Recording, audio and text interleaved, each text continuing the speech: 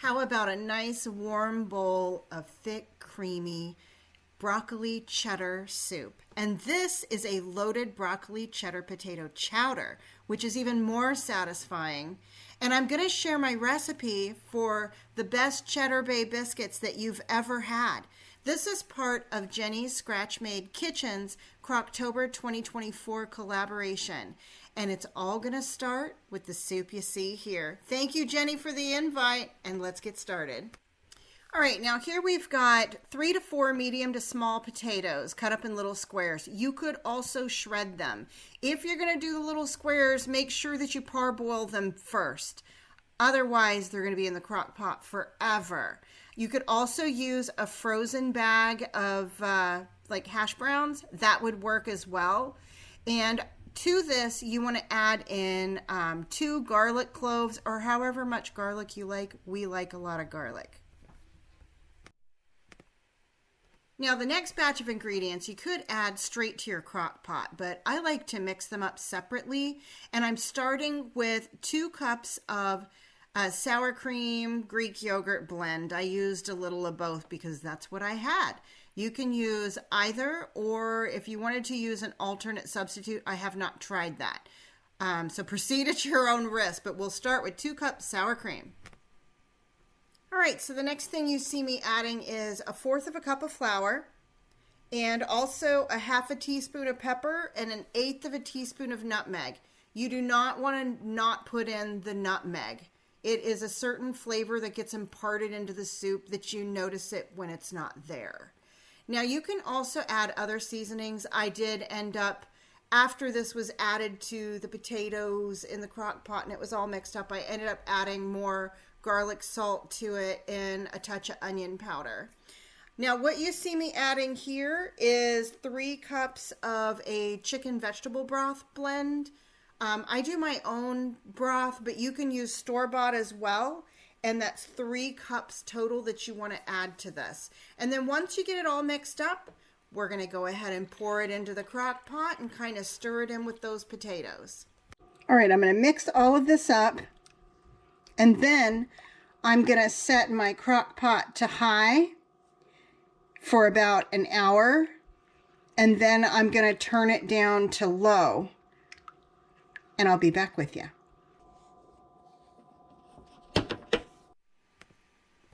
So here we are 45 minutes later, and I'm going to go ahead and stir this up a little bit and then just go ahead and put it on low. The reason that I only waited 45 minutes because I had stuff to do. So you could do that too. Just keep in mind, again, it kind of extends the amount of time that it's going to be on low, but that's what we're doing here.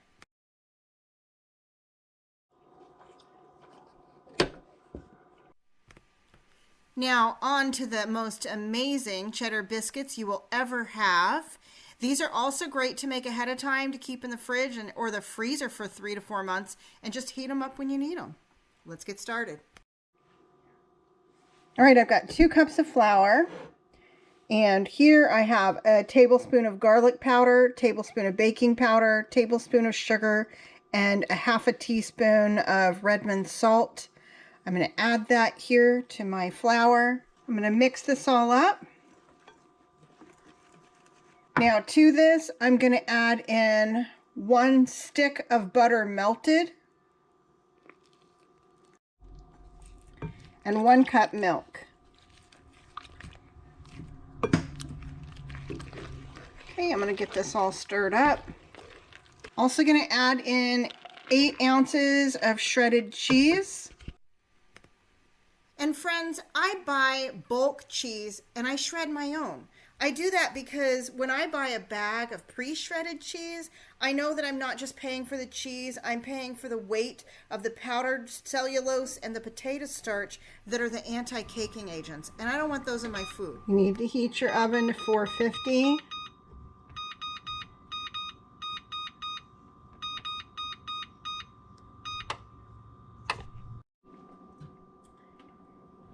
You can use a cupcake pan if you want for these, which I have done and usually do, but I'm going to do a drop biscuit with them this time around, and we'll see how they turn out this way. And here they are. These are so good, and they are perfect with this soup. You have got to try them.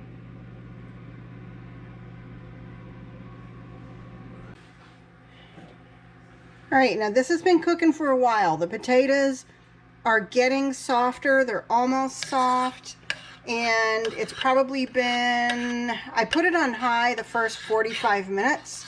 So that helps it get going. It's probably been about...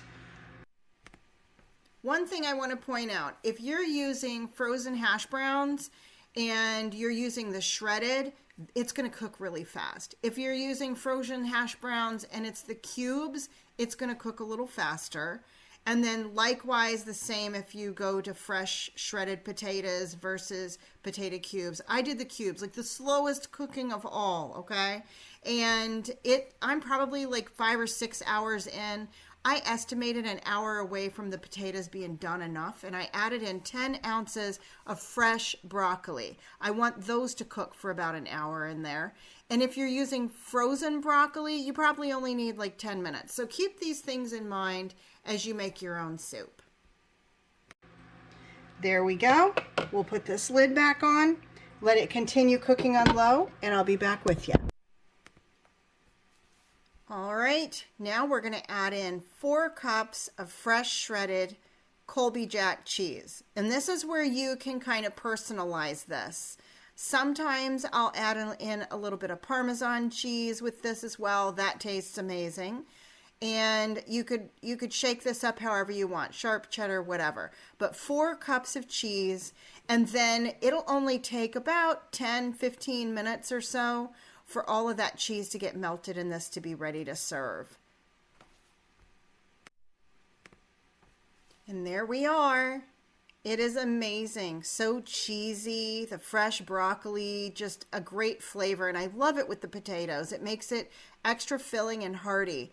And guys, you got to make the biscuits. You just got to make the biscuits, okay? Hope you all enjoyed this video. And until I see you next time, everyone, remember, keep your joy, folks.